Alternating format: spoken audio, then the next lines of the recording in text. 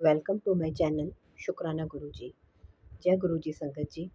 यदि आप भी अपना सत्संग शेयर करना चाहते हैं तो स्क्रीन पर शो हो रहे मेरे नंबर पर या डिस्क्रिप्शन बॉक्स में दिए हुए मेरे टेलीग्राम लिंक पर शेयर कर सकते हैं। जय गुरुजी।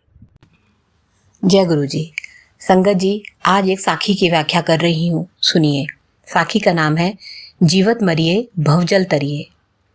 एक बार संत कबीर जी ने किसान से कहा, तुम सत्संग में आया करो। किसान बोला, हाँ महाराज, लड़के की सगाई हो गई है, शादी हो जाए फिर आऊंगा।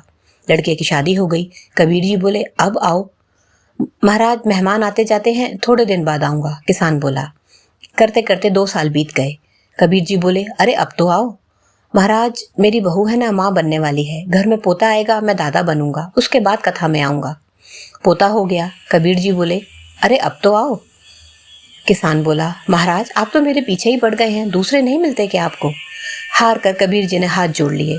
कुछ वर्षों के बाद कबीर जी फिर आए। पता चला वो किसान तो मर गया। कबीर जी ने पूछा, मरते मरते कुछ बोल। किसान ने कुछ कहा? गांव वाले बोले, उसका ध्यान तो बस अपने खेत और दुकानों की तरफ ही था। कबीर जी ने ध्यान लगा के देखा कि दुकान में चूहा बन गया है या खेत में बैल बन गया है मरने के बाद। तो उनको पता चला अरहट में बंधा है, बैल बन गया है, और बंधने से पहले हल में जुता हुआ था, फिर गाड़ी में जुता, अब बूढ़ा हो गया है। कबीर जी थोड़े थोड़े दिन में आते जाते रहे। फिर उस बूढ़े बैल को, जो कि अब काम नहीं करता था, किसी तेली को बेच दिया गया। तेली ने भी जबरदस्त काम लिया उससे। फिर उसे आगे कसाई को बेच दिया। कसाई ने बिस्मिल्लाह करके छुरा फिरा दिया। कबीर जी ने साखी बना दी। कथा में तो आया नहीं, मरकर बैल बने हल में जुते, ले गाड़ी में दीन, तेली के कोलू रहे, पुनी घर कसाई लीन, मांस कटा बोटी बिकी, चमड़न मड़ी नगार, कुछ है कर्म बाकी रहे, तिस पर पड़ती मार।